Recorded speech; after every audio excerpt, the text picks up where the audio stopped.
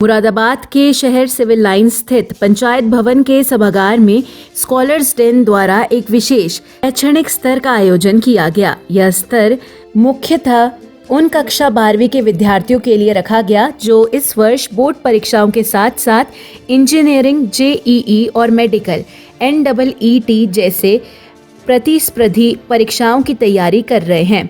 इस कार्यक्रम में विद्यार्थियों के साथ साथ उनके अभिभावकों ने भी बड़ी संख्या में भाग लिया।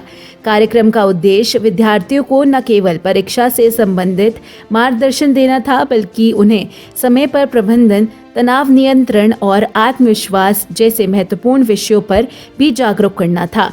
सत्र का संचालन स्कॉलर डेन के प्रबंध निर्देशक विवेक ठाकुर VT सर द्वारा किया गया। उन्होंने विद्यार्थियों को प्रेरित करते हुए कहा, बोर्ड एवं प्रतियोगिता परीक्षाओं में संतुलन बनाकर सफलता प्राप्त करना बिल्कुल संभव है यदि विद्यार्थी समय का सही ढंग से प्रबंधन करे और निरंतर अनुशासन बनाए रखे। VT सर ने विद्यार्थियों को बताया कि कैसे एक संतुलित अध्ययन समय सारिणी बनाकर प्रत्येक विषय को समान समय दिया जा सकता है। उन्होंने नियमित पुनरावृत्ति, विषयवार रणनीति और आत्म मूल्यांक के महत्व को भी समझाया। उन्होंने यह भी कहा कि आने वाले 6 महीने विद्यार्थियों के लिए निर्णायक हैं।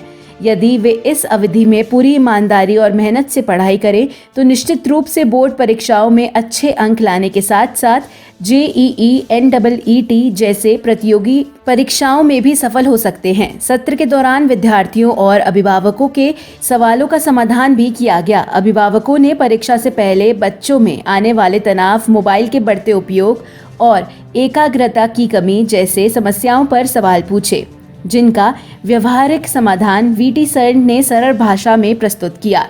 उन्होंने सुझाव दिया कि अभिभावकों को भी अपने बच्चों के प्रति सहयोगी और प्रेरणादायक भूमिका निभानी चाहिए। कार्यक्रम के अंत में विवेक ठाकुर ने भी उपस्थित अभिभावकों और विद्यार्थियों का आभार व्यक्त करते हुए कहा कि सही मार्गदर्शन, अनुशासन और मेहनत से हर विद्यार्थी अपने लक्ष्य को हासिल कर सकता है। इस विषय स्तर को लेकर विद्यार्थियों में नई ऊर्जा और सकारात्मकता देखी गई। जो आपको 1.5 साल से बताया जा रहा है, बस उसको स्टिक करना है। कोई एक्स्ट्रा ऑर्डिनरी, कोई नई चीज करने की कोशिश नहीं करनी है और मल्टीपल सोर्सेज को रेफर करना। ये वाली बुक ठीक नहीं है पापा, ये वाली बुक मंगा दीजिए। पेरेंट, आप समझिएगा कि आप कहाँ मजबूर होते हैं। पेरेंट्स को ये लगता है कि हम तो अपनी ड्यूटी सही कर रहे हैं, अगर बच्चा मुझसे किताब के लिए कह रहा है तो किताब तो अच्छी चीजें मंगा देते हैं तुरंत।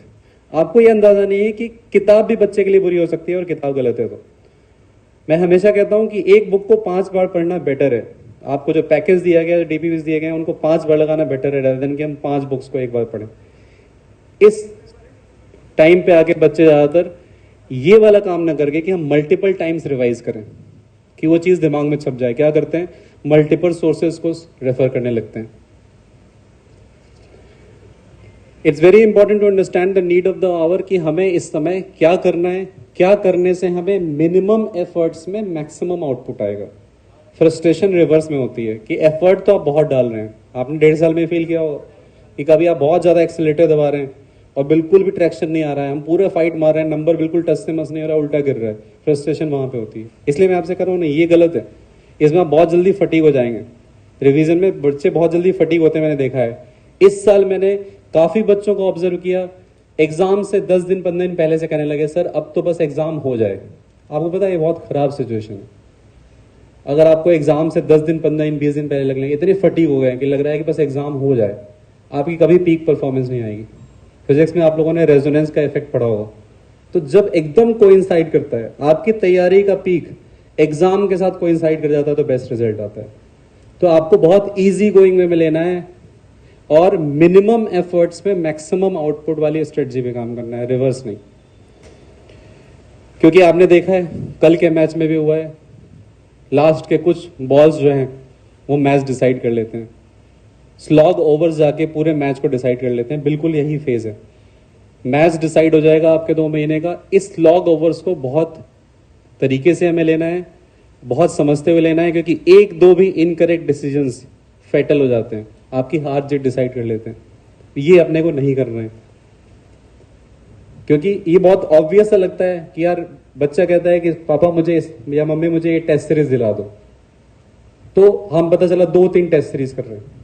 लास्ट ईयर का मैं एग्जांपल बता रहा हूँ, नीट वाले बच्चों के लिए हमने कई पेरेंट्स को बुला के समझाया, बट बहुत लॉजिकल लगता है हमें कि यार एक से अच्छा तो 2 डेफिनेटली होगा, क्योंकि एक टेस्ट सीरीज दे रहा है बच्चा तो 20 टेस्ट हैं, 2 टेस्ट सीरीज में 40 बच्चों को जितना ज्यादा टेस्ट देगा उतना फायदा होगा। कई बच्चे ने बात नहीं मानी, क्योंकि उन्हें अच्छा क्या लग रहा था, सर फलाने की टेस्ट सीरीज में तो हमारे 700 नंबर आ रहे हैं, उसकी टेस्ट सीरीज में तो हमारे 710 आ रहे हैं, बोले स्कॉलर्स जिनकी टेस्ट सीरीज देते हैं तो उसमें 500 नंबर आ रहे हैं।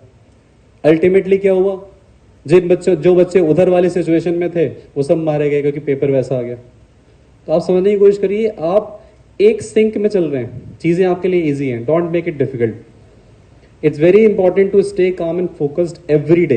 ये मैं कह रहा हूं एवरी डे। ये कैसे होगा, ये मेथोडोलॉजी में मैं आगे बताऊंगा। प्लीज टीम, आप लोगों ने